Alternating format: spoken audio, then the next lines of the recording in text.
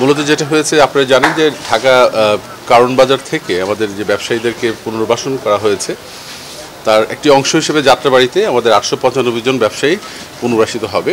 এ লক্ষ্যে সরকার এখানে 6টি ব্লক এখানে নির্মিত হয়েছে।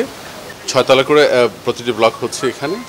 আমাদের 2 সিটি কর্পোরেশন, ঢাকা দক্ষিণ সিটি কর্পোরেশন এবং ঢাকা উত্তর সিটি কর্পোরেশনের মাননীয় মেয়র মহোদয় এবং ওখানকার ঊর্ধ্বতন সকল বিভাগীয় প্রধান ঊর্ধ্বতন কর্মকর্তাবৃন্দের অংশগ্রহণে একটি সভা হয়েছে এবং সেখানে যে সিদ্ধান্তগুলো হয়েছে 895 জন ব্যবসায়ী আপনার কারণ বাজার থেকে স্থানান্তরিত হয়ে যাত্রাবাড়িতে এই কাঁচা বাজারে এখানে আসবেন এবং আমাদের 6টি ব্লকে তাদের বিভিন্ন ফ্লোরগুলো সেগুলো এখন ভাগ করা হয়েছে। বিশেষ করে এখানে ব্লক এ বি সি 3টি ব্লকে তারা আমাদের বেসমেন্ট এবং গ্রাউন্ড ফ্লোরে সেই জায়গাগুলোতে তারা দোকান বরাদ্দ পাচ্ছেন এবং অন্যান্য যে ব্লকগুলো আছে সেই ব্লকগুলোতে বেসমেন্ট থেকে 4র্থ তলা পর্যন্ত আপনার এই কারণ বাজারের সকল ব্যবসায়ী 895 জন ব্যবসায়ী এখানে আসবেন আর কি।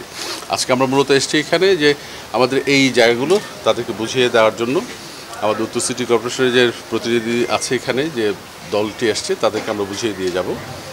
আর এখানে কারণ বাজার ব্যবসায়ী নেতৃবৃন্দ আছেন তাদের সঙ্গে আমাদের কথা হয়েছে।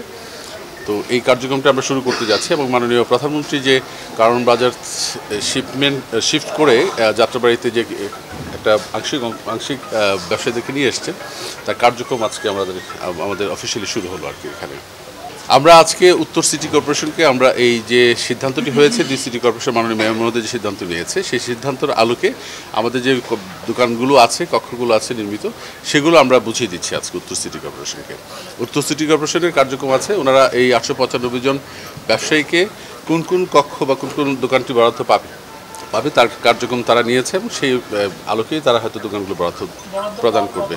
অবৈধ স্থাপনা বলতে ওইরকমভাবে কিছু ছিল যেটা আপনি জানেন যে এই জায়গাটা আসলে ব্যবসায়ী এলাকা। আমাদের কাঁচা বাজার এখানে বৃহৎ আড়ত, ঢাকা মহানগরের সবচেয়ে বড় কাঁচা বাজারের আড়তটি এখানে আছে। এখানে অনেক ব্যবসায়ীরা আছে আপনার অস্থায়ীভাবে অনেক ব্যবসায়ীরা কাজ করে। যেহেতু ভবনগুলো আপনার খালি ছিল, ফ্লোরগুলো বেসমেন্টগুলো আপনার খালি ছিল, সেখানে অস্থায়ীভাবে তারা হয়তো প্রতিদিন ব্যবসা পরিচালনা করেছে। এই বিষয়টা ছিল যখন আমাদের সিদ্ধান্ত হয়েছে আমাদের ম্যাজিস্ট্রেট সাহেব আসছেন এখন সম্পূর্ণভাবে খালি হয়ে গেছে জায়গাগুলো।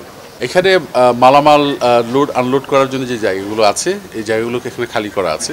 কিছু কিছু জায়গাতে আপনার অস্থায়ীভাবে কিছু স্থাপনা ছিল সেগুলো অপসারণ করা হয়ে গেছে। এখন কার্যক্রম শুরু হওয়ার পরে প্রয়োজনের ভিত্তিতে তখন পুরো বিষয়গুলো হয়তো আবার নতুনভাবে হয়তো পরিকল্পনা করার সুযোগ হবে। এখন কি পরিমাণ ট্রাক এখানে আসবে বাজার পুরোদমে শুরু হয়ে যাওয়ার পরে মালামাল কি পরিমাণ আসবে তার ভিত্তিতে হয়তো তখন এই ট্রাফিক ম্যানেজমেন্ট এই রুট ম্যানেজমেন্টগুলো তখন করা যাবে।